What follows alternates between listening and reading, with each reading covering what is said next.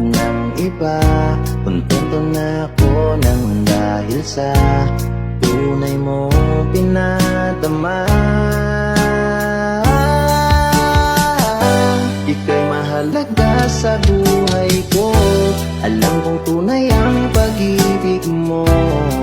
Hindi ko hahayaang masasayang lang ito. Pagkat tayo na ay pinag-isa, hindi na nagbiro ang tadhana. Walang hanggang pag-ibig na sa ating dalawa ay tunay ng pinadama.